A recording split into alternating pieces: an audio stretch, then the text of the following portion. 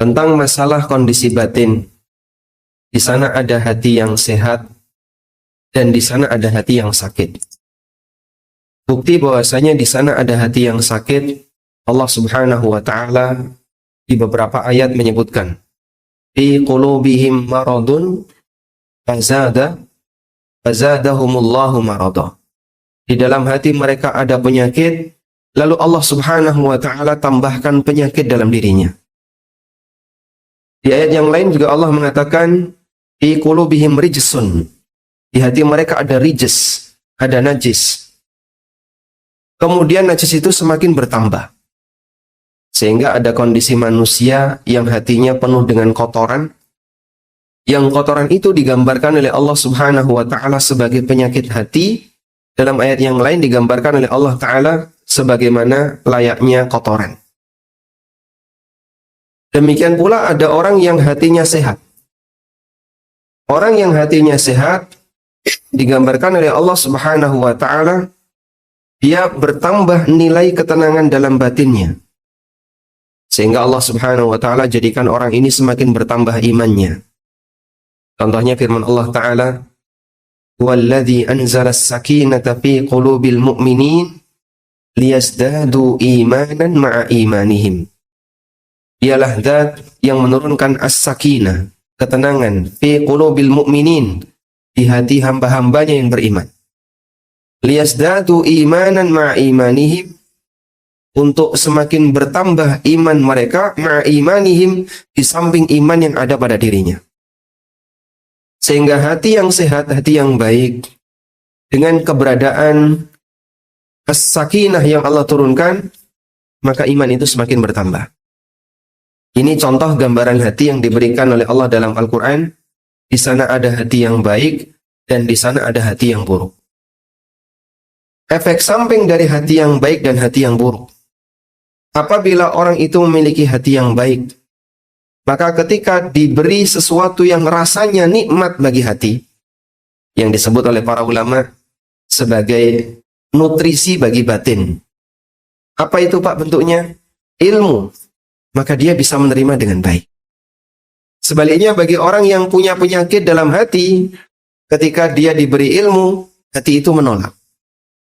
Ibaratnya kata singatan Bapak Ibu.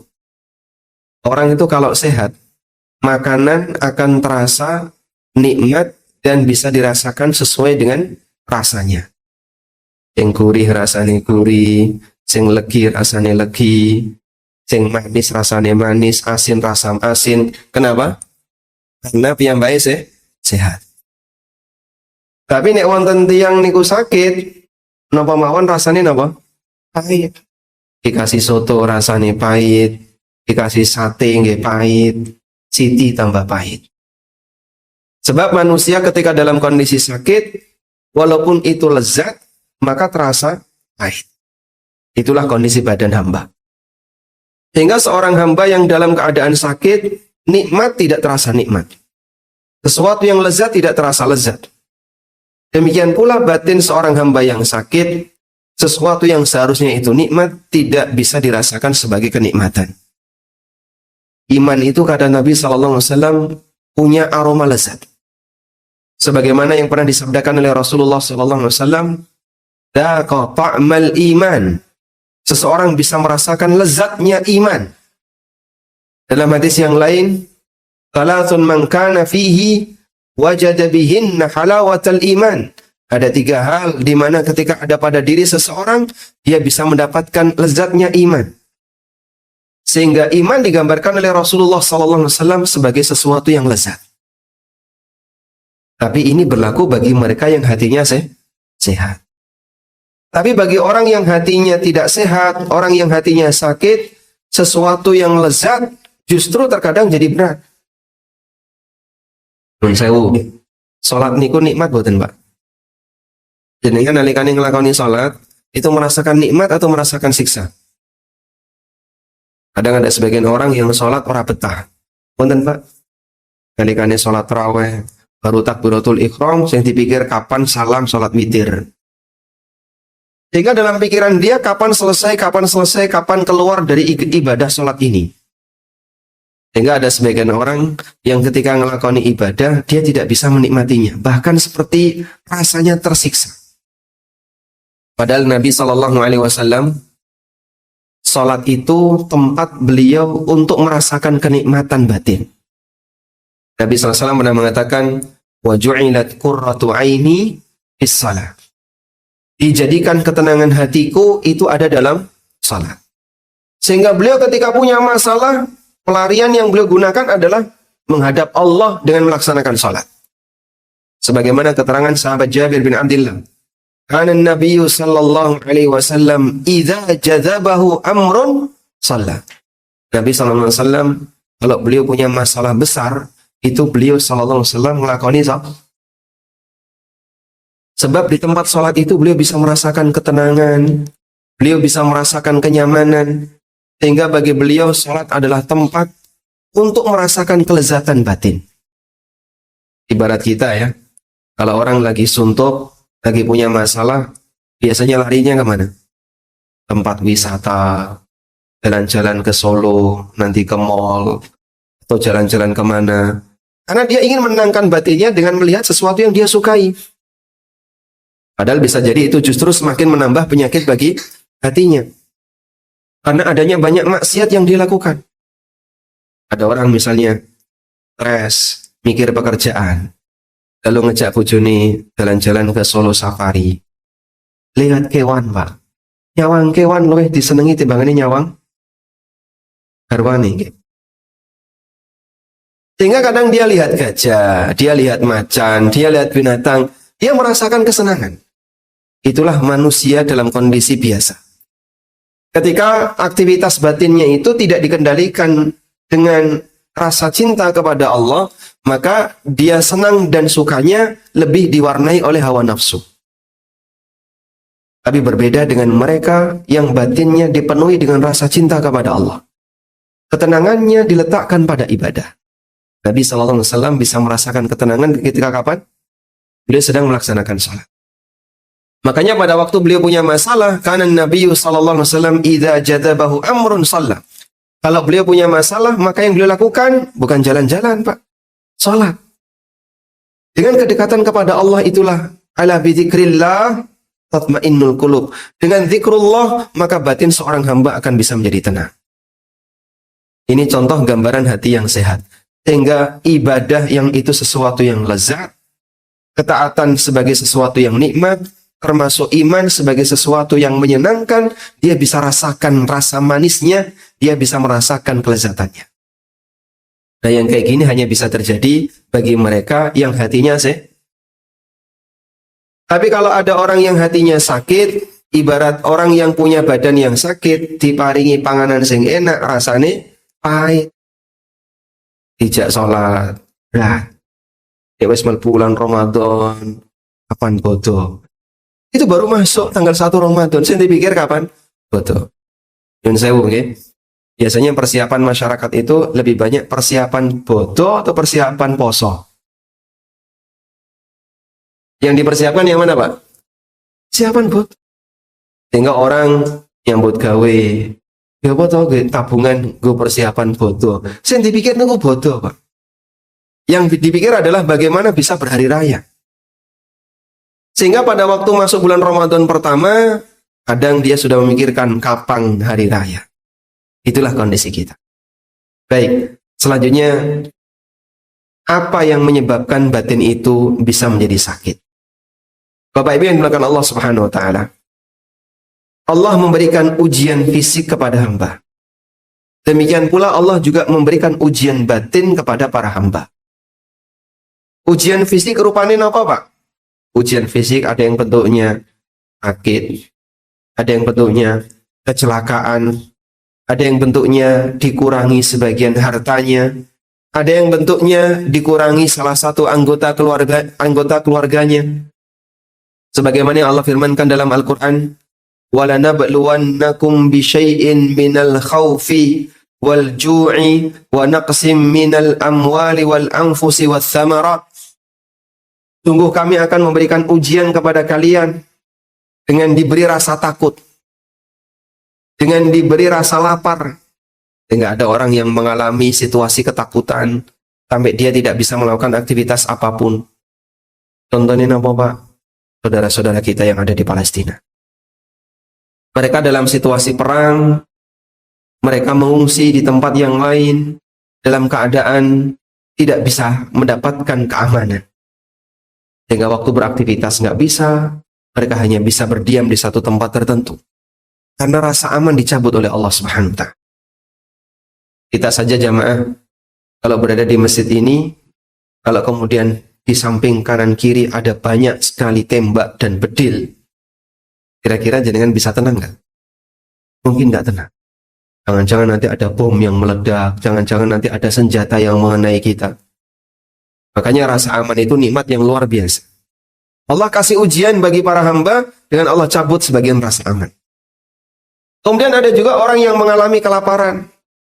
Dalam posisi ketika dia nggak duit-duit, nggak punya harta, sampai menyebabkan dia itu kesulitan untuk mendapatkan makanan. Alhamdulillah, Sragen termasuk lumbung padi. Sehingga kita bisa mendapatkan sumber makanan yang melimpah. Dulu mungkin Bapak Ibu masih mengenang ya, yang ketemu dengan zaman Jepang, ketemu dengan zaman PKI, panganan larang, tur susah. Banyak orang yang mengalami suasana kelaparan.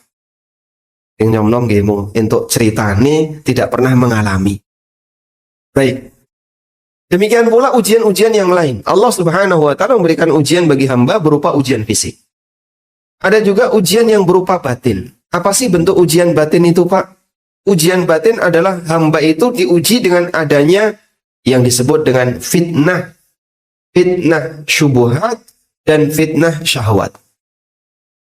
Fitnah ini bisa menyebabkan orang itu jadi tidak istiqomah untuk menjadi mukmin yang baik. Rupanya apa nih kau? Fitnah mana Pak? Syubhat. Yang setunggalin apa Pak? Syahwat. Apa tadi? Ada fitnah syubhat, fitnah syahwat. Kalau mulai. Apa yang dimaksud dengan fitnah syubhat? Fitnah syubhat adalah penyimpangan dalam beragama.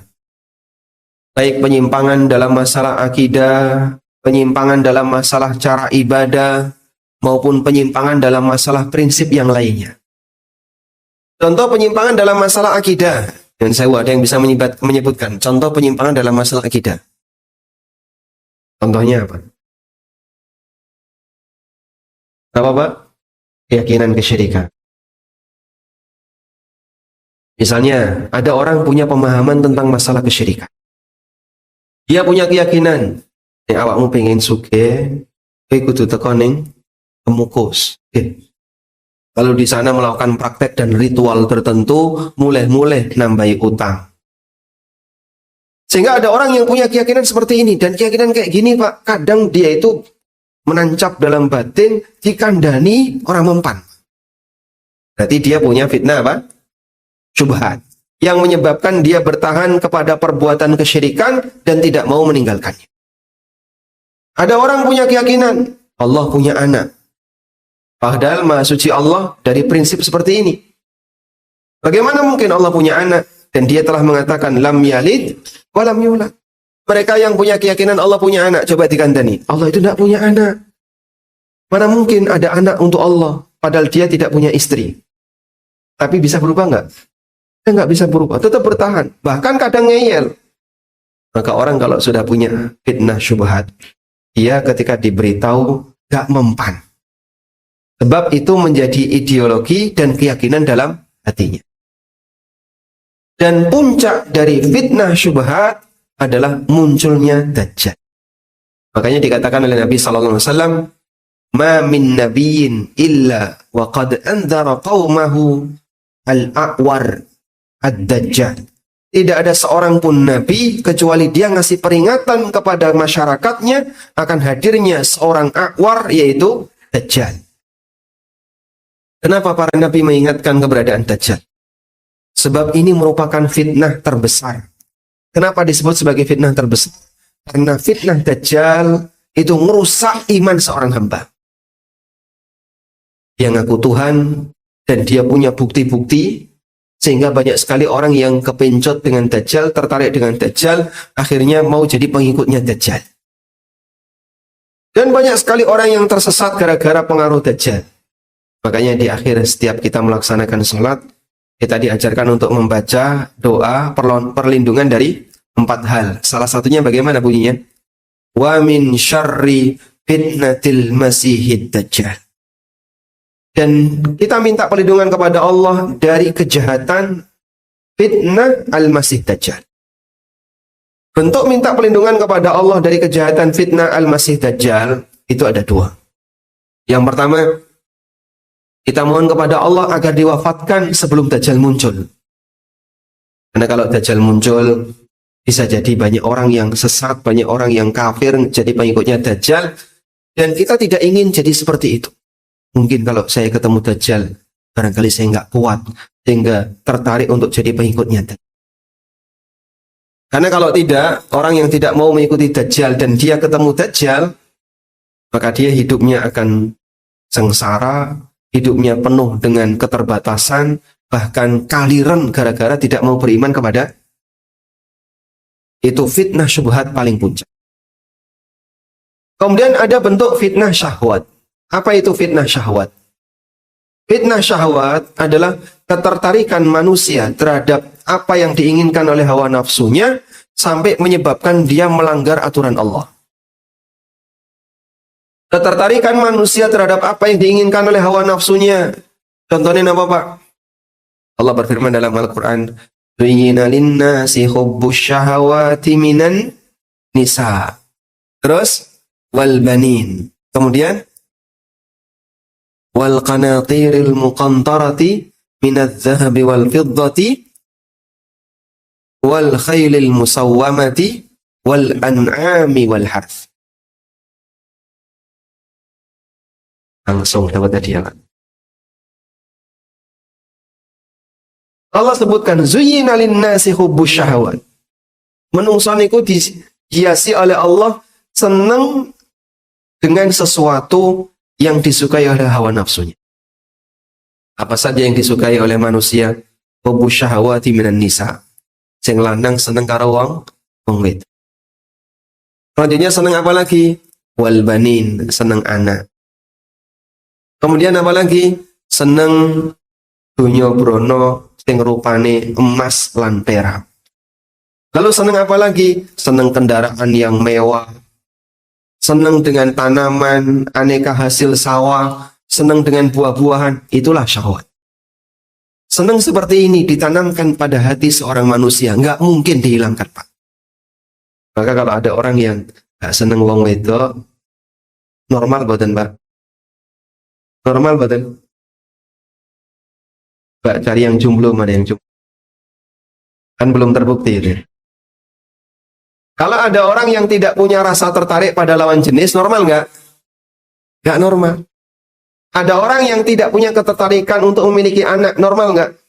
Nggak normal. Karena normalnya manusia senang dengan yang seperti ini. Namun ketika kita punya rasa senang kepada seperti ini, tidak boleh melanggar aturan Allah. Kalau sampai melanggar aturan Allah, berarti dia telah mendapatkan fitnah syahwat. Dan ketika itu dibiarkan, dia akan terjerumus ke dalam dosa dan maksiat. Dan Nabi SAW menyebutkan bahwa puncak dari fitnah syahwat adalah harta dan wanita. Nabi SAW pernah menyebutkan, Inna likulli ummatin fitnah wa fitnatu ummati yalmal. Tiap umat itu punya fitnah, dan fitnah umatku adalah harta. Dalam riwayat yang lain, Nabi SAW mengatakan, Ma taraktu syai'an ba'di adarra 'ala rijal minan nisa. Belum ada ujian yang lebih membahayakan bagi lelaki setelah aku meninggal dibandingkan ujian wanita. Satu lagi yaitu tahta. Rasulullah SAW menggambarkan, Ma dhi'bani ja'i'an ursila fi ghanamin. Apabila ada 2 serigala yang lapar, yang dilepas di tengah kerumunan kambing, bi afsada min tamai ahadikum, lebih merusak dibandingkan kesenangan kalian dan tamaknya kalian terhadap jabatan dan riasah, keinginan untuk menjadi atasan. Orang kalau sudah ingin jabatan, merusak agamanya sebagaimana layaknya serigala yang dilepas di kerumunan kambing, merusak kambing itu. Mungkin ada yang nyokot kupingi, ada yang nyokot wetenge kambing, ada yang nyakar bagian mana, sehingga banyak sekali kambing yang mati dan kambing yang terluka. Disebabkan karena dua serigala lapar yang dilepas. Kata Nabi SAW, keinginan seorang hamba untuk mendapatkan posisi dan kepemimpinan lebih merusak agamanya dibandingkan kondisi serigala yang seperti ini. Ini contoh gambaran fitnah syahwat. Hingga sering disebut dengan orang harta, tahta, wanita. Kalau ini tidak dikendalikan, bisa menyebabkan orang itu jadi rusak agamanya. Melanggar aturan Allah, sikut-sikutan dengan temannya, tidak tahu aturan, nyuwun sewu, sampai geser galengan. Punten sawah sebelah atau ditiliki tonggone, akhirnya ketika dia macul galengan, dipindah ning sebelah. Itu galengan kalau dibiarkan saja setahun geser ping pinten, Pak. Ping telu niku pinten senti kinten. 5 senti. 5 senti ping 5 tahun, 15 senti. Dan pelanggaran seperti ini banyak sekali. Nyun sewu nggih, 5 senti niku nek ditanduri pari iso metu pinten kintal. Sampai diperjuangkan, Pak. Orang kan cuma ngambil 5 senti. Itu nek ditanduri pari niku metu pinten kintal, Pak. Tergantung panjangnya. Rata-rata pinten kintal. Napa ndugi sekintal? Atau hektar mubeng ngoten nggih. Subhanallah. Sehingga kadang orang memperebutkan sesuatu yang sedikit hasilnya, tapi itu sampai marakno padu atau tonggone, sampai marakno rebutan dengan temannya dan seterusnya. Nabi SAW mengingatkan, man ghasaba ardan walau shibran. Orang yang gosok tanah meskipun hanya sejengkal, tuwiqa alaihi bisab'ina aradina yaumal qiyamah. Maka besok di hari kiamat dia akan dikalungi dengan bumi sampai 7 lapis sesuai dengan yang dia ambil. Oh ya kuat, Pak. Kalungi tanah sakmono gede ini. Tidak mungkin kuat. Tapi itulah hukuman bagi mereka yang suka ngerebut tanah, walaupun dengan cara bertahap, kadang setahun dapat 5 senti, nanti nyuwun sewu kadang sampai geser patok. Dan itu perbuatan yang dilaknat oleh Rasulullah SAW. Para sahabat mengatakan, la'ana Rasulullah sallallahu alaihi wasallam man ghayyara manaras sabil. Rasulullah sallallahu alaihi wasallam melaknat orang yang mengubah manaras sabil. Yang dimaksud dengan manaras sabil adalah batas tanah. Sehingga kadang patok digeser. Geser patok dilaknat oleh Rasulullah sallallahu alaihi wasallam. Gak bayangin ya. Orang ini pengen ketemu Nabi sallallahu alaihi wasallam nalikannya di yaumil qiyamah, tapi dia menjadi orang yang dikutuk oleh Nabi sallallahu alaihi wasallam. Kira-kira bisa selamat nggak Pak orang kayak gitu? Makanya bahaya besar, jangan sampai gara-gara saking senangnya dengan harta, sehingga membuat kita melanggar aturan Allah Subhanahu wa Ta'ala. Itulah fitnah. Baik, sekarang obatnya bagaimana? Kita kadang mendapatkan fitnah syubhat, dan kadang mendapatkan fitnah syahwat. Fitnah syubhat dan fitnah syahwat ini selalu menyambar-nyambar dimanapun kita berada. Sehingga kadang ketika kita berada di luar rumah, sing jenenge maksiat tidak bisa dihindari. Apalagi nyuwun sewu nggih, aurat tercacar di mana-mana. Ya wis neng pasar, bisa nggak Pak ke pasar tanpa lihat aurat? Ada Pak? Nang pasar tanpa lihat aurat ada Pak? Yang serakin wonten? Wonten? Tidak bisa. Ya Allah. Sehingga seorang hamba selalu diuji oleh Allah dengan aneka ujian seperti ini. Untuk membuktikan siapakah di antara mereka yang komitmen dengan aturan. Sehingga dia selalu menjaga diri. Dia nggak mau ini. Kenapa? Ini durhaka kepada Tuhanku. Ini maksiat. Ini nggak boleh. Berarti dia menjaga diri. Tapi terkadang ada orang yang terjerumus ke dalamnya sehingga itu membuat penyakit dalam hatinya. Disebabkan karena dia terkena dengan fitnah syubhat, ujian syubhat dan ujian syahwat yang bisa menyebabkan hatinya jadi ternodai dengan aneka penyakit. Terus obatnya pripun, Pak? Agar kita bisa kembali sehat, memiliki hati yang sehat dan bisa merasakan lezatnya ibadah sesuai dengan rasanya. Bapak Ibu yang dimuliakan Allah Subhanahu wa taala. Nalikane wong loro, ketika ada orang sakit, lalu dia datang ke dokter. Maka dokter akan melakukan 3 hal sebagai upaya untuk pengobatan bagi orang yang sedang mengalami sakit. Yang pertama, dokter akan melakukan tindakan yang disebut dengan himayatul quwwah, menjaga kekuatan. Jadi teori ini dijelaskan oleh Ibnu Qayyim dalam kitab beliau Ighatsatul Lahafan, dan beliau menceritakan ada seorang tabib, ada seorang dokter dari Mesir yang bilang orang yang mendapatkan teori ini dia bisa mendapatkan banyak sekali kebaikan. Bahkan andaikan dia harus melakukan safar yang jauh untuk hanya belajar 3 teori ini, maka safar itu sudah mengimbangi biayanya untuk dapat teori ini. Teori tentang bagaimana cara membersihkan penyakit dalam hati dan membersihkan penyakit dalam badan. Jadi secara prinsip sama. Pertama, dokter akan menyarankan agar orang itu menjaga kekuatan. Maka biasanya dokter akan ngasih nasihat, istirahat yang cukup, makan yang cukup, kemudian tidak lupa dokter ngasih apa? Dokter ngasih suplemen. Ini vitamin untuk Bapak, tolong dikonsumsi 10 kali sehari. Dalam rangka untuk menjaga kekuatan. Sehingga dokter ngasih motivasi kepada pasien ini. Jaga kesehatan, jaga istirahatnya, jaga makannya, istirahat yang cukup, makan yang cukup. Sebab orang yang sakit, modal utama untuk bisa menyembuhkannya adalah dengan memberikan kekuatan baginya. Orang itu kalau sudah tidak ada kekuatan dari dalam, mau disembuhkan nggak bisa, Pak. Sebab modal utama untuk bisa sembuh adalah dipertahankan kekuatan pada dirinya. Baik. Wong sing loro ati nggih ngoten, Pak. Orang yang punya penyakit batin, mereka kalau mau menyembuhkan penyakit hatinya, maka hatinya harus dikuatkan dulu. Bagaimana caranya agar orang itu bisa memiliki hati yang kuat? Cara agar orang bisa memiliki hati yang kuat adalah dia diberi asupan dan nutrisi yang membuat hati itu bisa dekat dengan Allah. Asupannya apa, Pak?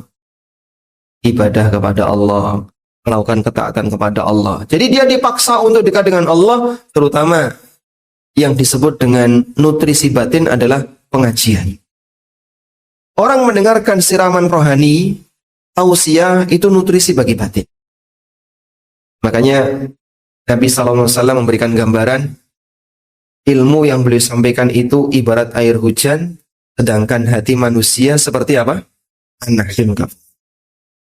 Nabi SAW pernah bersabda dalam hadis riwayat Bukhari, "Mathalu ma ba'athani Allahu bihi minal ilmi wal huda, kamathalil ghaithil katsir asabat arban." Perumpamaan ilmu dan petunjuk yang aku bawa itu sebagaimana hujan lebat yang turun di muka bumi. Sehingga yang namanya tanah kalau tidak pernah kena air hujan, Pak, sawah nek pas musim kemarau niku pripun, Pak? Garing sampai pecah-pecah. Sehingga kadang dilewati saja itu bisa berbahaya. Karena dia tidak pernah terkena dengan air. Begitu hujan turun, Masya Allah. Yang awalnya kering kerontang, tiba-tiba langsung tumbuh. Yang pertama kali tumbuh apa, Pak? Langsung hijau, lumut, tumbuh, suket tumbuh, dan seterusnya. Sehingga manusia bisa memanfaatkan hasilnya karena sawah ini dikasih dengan hujan. Kasih air. Maka orang kalau pingin hatinya subur, pingin hatinya dapat nutrisi, dia harus ngajak hatinya untuk apa? Merungokno. Dengarkan itu ilmu. Datangi majelis ilmu. Sehingga kalaupun kaum muslimin dia tidak punya kesempatan untuk datang di majelis ilmu saking sibuknya. Mulai dari hari Sabtu sampai hari Kamis yang gawe, Jumat libur, datang ke Jumatan. Walaupun dia tidak bisa ikut kajian, minimal sehari sepekan dia mendengarkan tausiah yang disampaikan oleh khotib. Lho kaya ngene kok ditinggal turu. Kajian wis ra tau, teko Jumatan telat, lungguh ning jero masjid karena adem, merem. Oke, ngoten niku, Pak. Nah, kalau orang seperti ini sampai kapan dia bisa mendapatkan nutrisi bagi batin? Ditinggalkan semua. Kon lunga ngaji gak gelem, kon ngrungokno pengajian ning radio, lebih seneng ngrungokno hiburan musik, lebih seneng ngrungokno dangdut. Ketika Jumatan tekone telat, bar mlebu masjid, lungguh, merem, sehingga sama sekali dia itu membuntu hatinya, dia menahan hatinya untuk bisa mendapatkan nutrisi bagi batin. Orang kalau sudah dalam kondisi macam ini, maka hatinya tidak akan bisa sehat. Karena kekuatannya nggak ada. Karena itu tadi kita sebutkan, orang kalau dapat as-sakinah, maka imannya akan bertambah. Allah Subhanahu wa taala berfirman, "Huwallazi anzala as-sakinata fi qulubil mu'minin." Dialah zat yang menurunkan as-sakinah di hati orang-orang yang beriman. Liyazdadu imanan ma'a imanihim, akan bertambah iman mereka di samping iman yang sudah ada dalam hatinya. Terus di mana Pak kita bisa mendapatkan sakinah yang turun itu? Di mana kita bisa dapat sakinah? Golek sakinah teng pundi, Pak? Teng pasar, majelis ilmu. Masya Allah, dapat tadi. Kita bisa mendapatkan as-sakinah di mana? Di majelis ilmu. Nabi SAW pernah bersabda, "Majtama'a qaumun fi baitin min buyutillah, yatluna kitab Allah wa yatadarasunahu bainahum, illa nazalat alaihimus sakinah." Apabila ada orang yang berkumpul di salah satu rumah Allah, alias masjid, kemudian mereka mempelajari kitabullah, mempelajari isi Al-Quran dan hadis Nabi SAW, illa nazalat alaihimus sakinah, maka akan turun as-sakinah dalam diri. Dengan modal as-sakinah itulah iman seorang hamba akan bisa menjadi hati itu akan bertahan nutrisinya sehingga dia bisa lebih sehat. Makanya di majelis ilmu yang ketika ada as-sakinah, as-sakinah ini artinya apa, Pak? Tenang. Sehingga di majelis ilmu orang bisa mendapatkan ketenangan, rasanya adem, ayem, merem. Yang merem nggak coba? Itu efek dari apa? Ketenangan. Saking tenangnya didongengi terus menang, merem. Memang Pak, perjuangan untuk bisa datang sholat subuh itu berat ya. Satu kampung berapa kakak? Satu kampung ini berapa kakak? 114 kakak. Yang tangi subuh berapa kakak? 120 kakak, Masya Allah. Subhanallah. Andaikan seluruh kakak itu semuanya bangun subuh datang ke masjid, Pak, maka suasana sholat subuh seperti Jumatan. Tapi yang terjadi ketika sholat subuh, andaikan tidak ada pengajian, berapa shaf biasanya? 2 shaf. Allah. Sehingga yang datang cuma 20 orang, 30 orang, masih banyak yang tidak datang. Mereka yang berjuang, bangun di waktu pagi, meninggalkan kasurnya, padahal masih ngantuk, berangkat ke masjid, terus turun di masjid. Pas pengajian dilanjut lagi, ya? Merem-merem katanya. Baik. Jadi itulah pengaruh dari as-sakinah. Dengan adanya as-sakinah, iman seorang hamba akan naik dan bertambah. Karena itu dulu sahabat Mu'ad bin Jabal, ketika beliau ngundang orang untuk kumpul di majelis ilmu, ajak masyarakat untuk ngrungokna pengajian, Mu'ad itu memanggil dengan mengatakan, "Halumma nu'minu sa'atan." Mari kita ngecas iman sesaat. Mari kita ngecas iman sesaat. Sehingga ngajak orang untuk ikut ngaji itu, mari kita ngecas iman sesaat. Halumma nu'minu sa'atan. Mari kita ngecas iman sesaat. Sebab ngaji itu sama dengan meningkatkan Jadi jangan duduk di majelis ilmu yang betul-betul majelis ilmu, Pak, bukan majelis guyon. Ketika jenengan duduk di majelis ilmu mendengarkan tausiah, rasanya iman itu tambah. Tambah yakin, tambah senang, tambah sregep dan seterusnya. Itu bukti bahwasanya imannya Baik. Ini cara yang pertama. Jaga kesehatan batin dengan cara mendekat ke majelis ilmu, dengan cara beribadah kepada Allah agar ini tidak hilang. Sebab penyakit hati itu akan semakin kuat kalau kemudian orangnya tidak mau meninggalkan, orangnya sering datang ke majelis ilmu. Selanjutnya yang kedua. Setelah dia diberi kekuatan batin, maka dokter tahapan yang kedua adalah dia melakukan al-himayah anil mu'dhi. Penjagaan orang ini dari sesuatu yang bisa nambahi penyakitnya. Maka dokter akan ngasih nasihat, aneka pantangan yang tidak boleh dilakukan. Nyun sewu nggih, nyakiti Bapak, ini ada beberapa pantangan. Apa mawon Pak Dokter? Nomor 1, tidak boleh makan nasi. 2, tidak boleh minum teh manis. 3, tidak boleh minum kopi, sayur-sayuran nggak boleh, buah-buahan nggak boleh. Nah, terus kalau ini mangan nopo?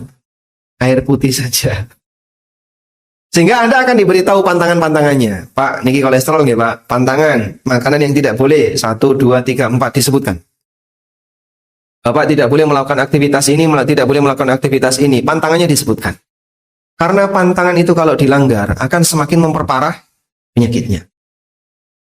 Sehingga orang ketika punya penyakit, maka dokter akan memberitahu apa saja yang harus dihindari. Dalam posisi itu, dokter tidak ingin penyakit sang hamba lebih parah. Penyakit orang ini lebih parah. Demikian pula ketika seseorang punya penyakit batin. Pantangan harus dihindari. Apa Pak? Pantangan penyakit batin Pak. Pantangan penyakit hati adalah maksiat.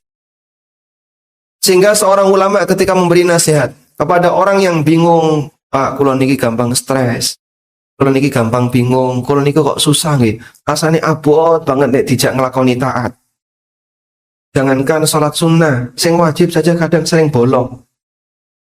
Iku pripun nggih? Carane biar saya tuh sebenarnya pingin seperti teman-teman itu loh, bisa datang ke masjid sergap 5 waktu. Tapi kula niki Pak, nek subuh niku angel le tangi turu. Ustadz ini akan menjelaskan pantangan. Selain beliau memberikan arahan agar dia menjaga kekuatan hati, maka sang Ustadz akan menyebutkan, Pak, pantangan terbesar kenapa orang itu susah ngelakoni taat adalah sebab dia berbuat maksiat. Nabi SAW pernah mengingatkan, Idza adnabal abdu dhanban, nalikane seorang hamba itu ngelakoni dosa, nukitat fi qalbihi nuktatun sauda, maka akan dititikkan dalam hatinya noda hitam. Fa in istaghfara wa taba, kalau dia istighfar dan bertaubat, sukila qalbuhu, maka hatinya akan dihapus noda-noda hitam tadi.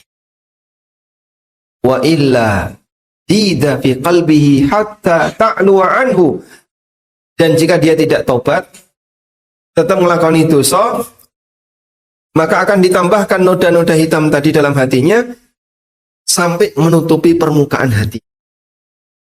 Lalu kata Nabi SAW, Fadzalikumur ran, fadzalikumur ran, itulah ran yang Allah sebutkan di surat Al-Mutaffifin, kalla bal rana ala qulubihim ma kanu yaksibun. Kenapa mereka sampai menolak kebenaran Al-Quran?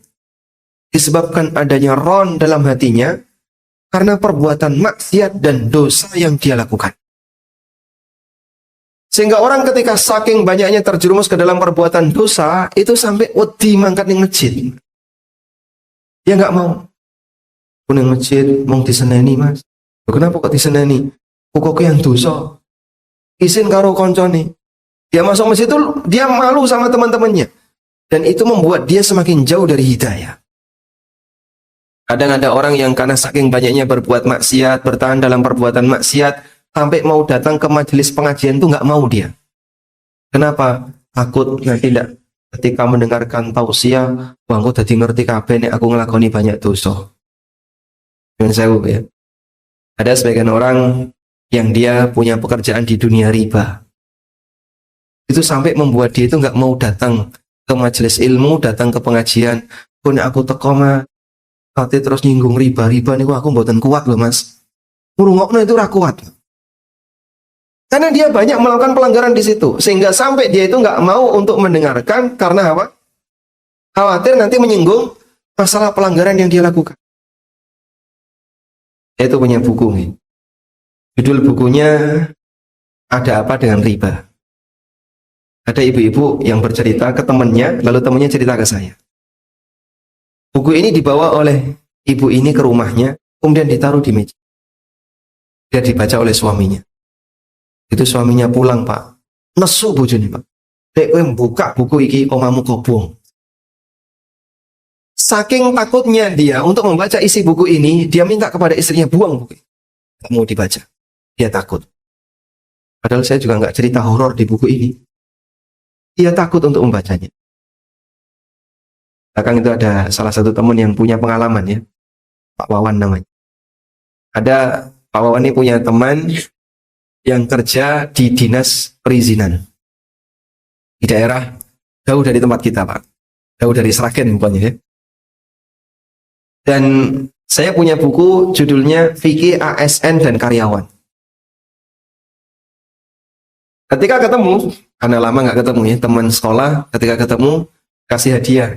Ini kawanan buku Fikih ASN, kamu ASN toh? Iya, kawanan buku ASN. Fikih ASN dan Karyawan. Gelem nompo, Pak. Ini pokok sampai ngoco gratis, kawanan mau gak gelem nompo. Wedi ndelok isine. Kenapa? Dia tahu pelanggaran dia ada di sini. Sehingga dia takut ketika membaca itu, wah jangan-jangan nanti nyinggung masalah ini, masalah ini, masalah ini. Dia takut untuk membacanya. Sehingga peringatan itu seperti beledek yang nyambar hatinya ketakutan sehingga dia menghindar. Allah gambarkan dalam Al-Quran. Au kasayibin, atau seperti hujan yang turun deras sekali.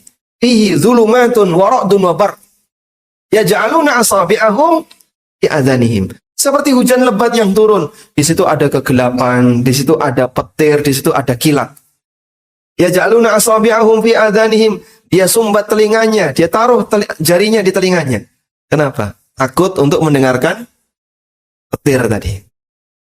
Ini adalah permisalan yang disebutkan oleh Allah di surat Al-Baqarah.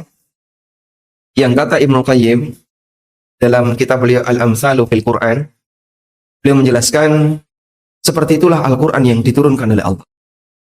Bagi orang-orang munafik, Quran itu seperti hujan yang turun deras. Di tengah hujan itu terkadang ada petir, terkadang ada kilat. Bagi orang munafik, ketakutan dia. Mereka takut jangan-jangan ada ayat yang menyinggung tentang kesalahan mereka. Dan Allah sebutkan di surat At-Taubah, yahdharul munafiquna an tunazzala alaihim ayatun. Orang munafik itu ketakutan ketika diturunkan kepada mereka ayat yang menyinggung kesalahan mereka. Itu ibarat petir dan beledek sehingga mereka tutup telinga.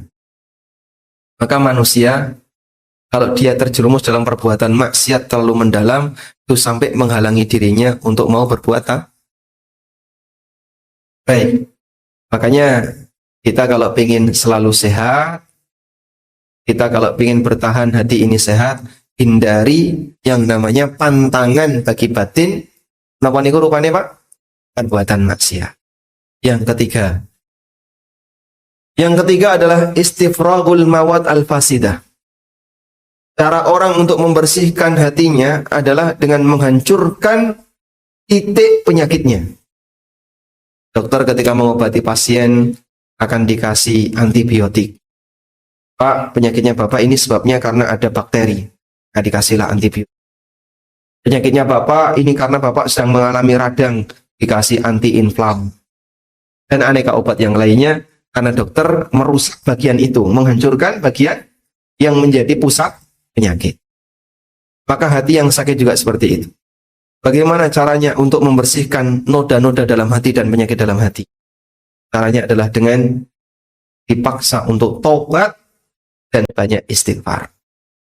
Sehingga bagi mereka yang sudah tenggelam dalam perbuatan maksiat, Allah ajarkan, qul li'ibadiyalladzina asrafu ala anfusihim la taqnatu min rahmatillah innallaha yaghfirudz dzunuba jami'a.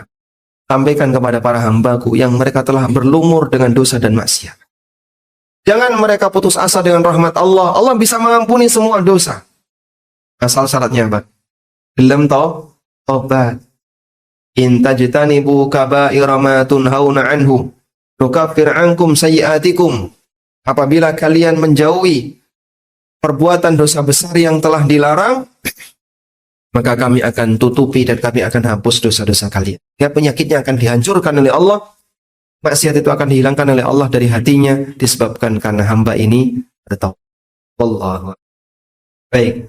Bapak bisa disebutkan ulang 3 cara untuk membersihkan penyakit hati. Kan? Ya, hati. Ini dibedah masih. Ibadah dan bertakwa.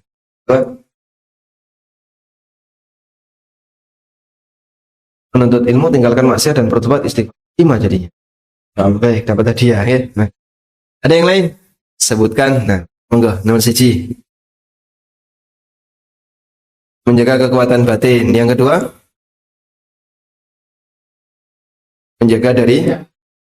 menjaga kesehatan hatinya, menjaga diri dari sumber penyakit. Yang ketiga, menghancurkan titik penyakit. Allah. Sebutkan contoh bagaimana cara membangun kekuatan batin. Bagaimana cara membangun kekuatan batin? Monggo. Sering mendatangi majelis ilmu. Kalau dia, baik, dapat lagi, nanti kasihkan sampingnya yang jomblo itu ya. Baik. Di antara Bapak Ibu yang usianya paling senior, usia pinten? Paling senior. Mbak Yusuf pinten? 67. Ada yang 67 setengah? 67. Di atas 67 enten? 67 yang paling puncak. Pinten? 62, Masya Allah. Berarti adik angkatan gitu. Oke, 67 dapat hadiah. Ingkang kagungan putra paling kathah. Yang anaknya paling banyak. Berapa, Mas? 6. 6. Mana?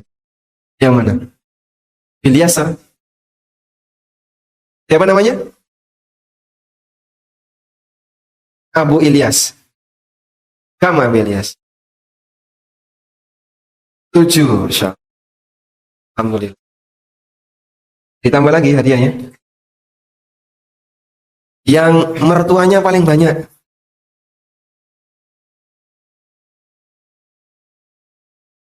Konten? Gak ada ya. Baik. Pertanyaan berikutnya. Yang datang dari paling jauh. Undi? Oh, Sukarjo, Ustaz. Ya, Ustaz, dapat hadiah, Ustaz. Oh, dikasihkan Ustaz semua aja itu. Dari Sukarjo. Ada Kartosuro? Mana Kartosuro? Kartosuro? Baik, dapat. Jogja kasih Mas.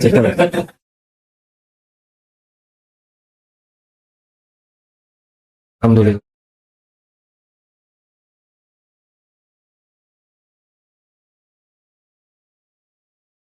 Oke. Baik. Banyak. Masih banyak. Baik. Yang engkang kagungan sabin paling liar. Sing mana ini paling kata sih tentang ini.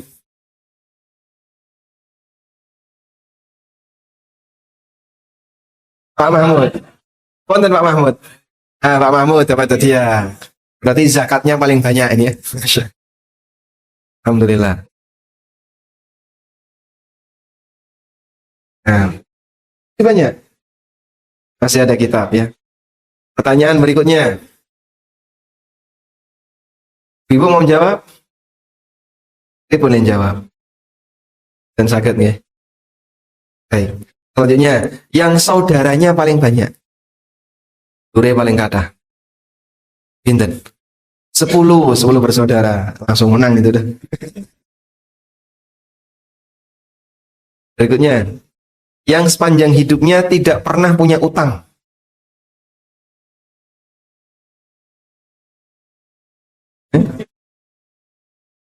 Ciri-ciri kon ngaco. Dari as-sakinah, ketenangan. Dapat buku ada orang utang.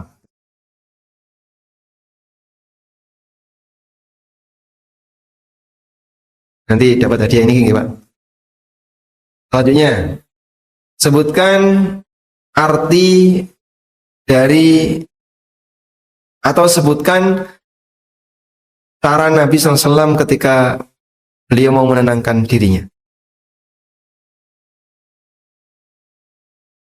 Bersolat atau sholat? Sholat. Dalilnya beribun, Pak. Karena Nabi SAW idza jadabahu amrun Allah. Nabi SAW kalau punya masalah beliau, Masya Allah, baik. Ya, diambil. Selanjutnya, ketua takmir angkat tangan. Wah, oh Pak Joko. Apa tadi ini Pak Joko? Pembina takmir? Pembina takmir. Oh Pak Mahmud. Tadi sudah ya? Oke, berarti sebelahnya dapat hadiah. Sebelahnya Pak Mahmud. Ini untuk Ustadz aja. Baik. Sudah habis? Ini belum ya? Ini hadiah nggak Ustadz? Hadiah utama bukan? Baik, demikian yang bisa kita sampaikan. Semoga menjadi kajian yang bermanfaat. Allahumma manfaat. Masya Allah. Harusnya dapat hadiah tadi. Enggak. Waalaikumsalam warahmatullahi.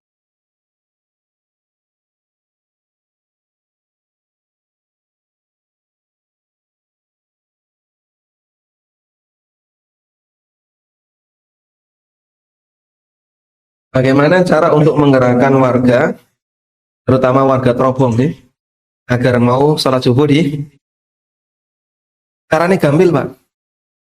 Dengan paringi arto insya Allah datang kau nih. Apa saya teko ning masjid untuk duit 1 juta, kan? Kira-kira mau nggak Pak? Mau? Apa no? Berarti bisa dicoba itu ya. Masalahnya pahala itu nggak kelihatan. Nah, sehingga pahala karena nggak kelihatan, maka bahasanya adalah bahasa iman. Sinten sing iman, dia akan semangat untuk mencarinya. Makanya kata Nabi SAW, "Lau ya'lamun nasu ma fihima." Andaikan wong niku ngerti seperti apa pahala yang disediakan oleh Allah bagi mereka yang datang sholat subuh dan sholat isya, la atauhuma walau habwan. Tentu mereka akan bersedia untuk mendatanginya walaupun sambil merangkak. Tapi gandeng ganjaran ini boten ditampakkan oleh Allah, jadi mereka tidak mau datang. Yang mau datang karena apa? Karena iman. Saya yakin ini ganjaran ini gede.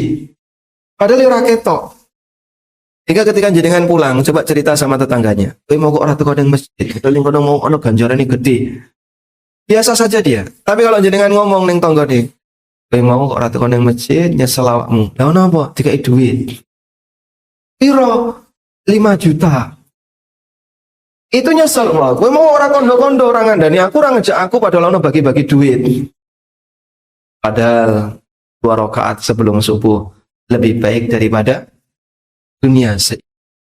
Rakaatul fajri khairum minad dunya wa ma fiha. 2 rakaat sebelum subuh luwih apik timbangane dunya sak isinya. Andai kan dia dikasih duit 1 juta dia mau datang. Apalagi kalau dijanjikan dunia isinya. Cuman karena ganjaran niku boten ketinggal, enggak kelihatan, makanya orang seperti ini kondisi. Bahagialah bagi bapak-bapak dan ibu-ibu yang punya iman sehingga tetap yakin dengan janji Allah walaupun tidak melihat.